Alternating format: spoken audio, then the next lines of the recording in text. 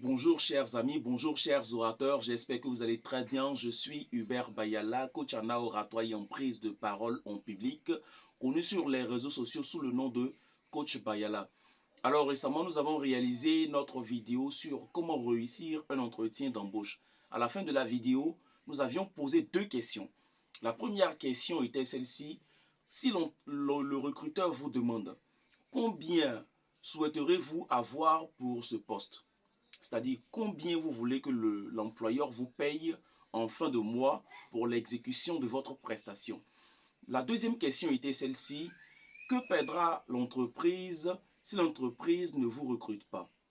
Voyez-vous, chers amis, mais avant de répondre à ces deux préoccupations, à ces deux questions très intéressantes et que généralement tous les recruteurs en entretien d'embauche posent, permettez-moi un temps soit peu de vous dire encore une fois de plus merci. Merci pour toutes ces personnes qui nous aident à continuer notre travail sur les réseaux sociaux.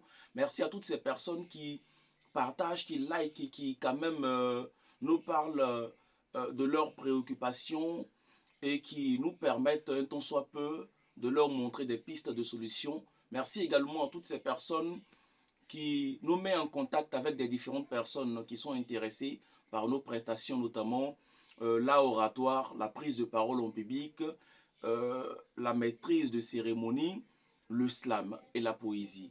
Je rappelle que je suis poète, slameur, coach en art oratoire et en prise de parole en public. D'ici là, restez aux aguets, soyez prêts, nous allons démarrer. La première question était celle-ci. Quelle base salariale souhaiterez-vous avoir pour ce poste? Voyez-vous, c'est une question en quelque sorte un peu piège. Lorsque vous entrez dans une entreprise, avant même d'aller, je vous l'avais dit, avant même d'aller à l'entreprise, vous devriez chercher à connaître, n'est-ce pas, la fourchette de paiement au sein de cette entreprise. Pour ces postes, vous devriez d'abord faire des recherches sur des postes similaires pour connaître quel est le salaire minimum prévu dans les autres entreprises ou même dans certains endroits pour ces postes-là. Cela vous permettra d'avoir une idée et de pouvoir fixer votre salaire. Mais si vous n'avez pas vraiment une idée, lorsque l'entreprise ou le recruteur vous pose la question, vous devrez répondre à peu près comme celle-ci. Monsieur, j'ai remarqué dans l'offre qu'il n'y a pas vraiment de base salariale fixée. J'ai pensé à cette question, je savais plus ou moins que vous alliez me la poser, mais j'ai réfléchi et je trouve les conditions, étant entendu que vous m'avez précisé les conditions de travail, les heures de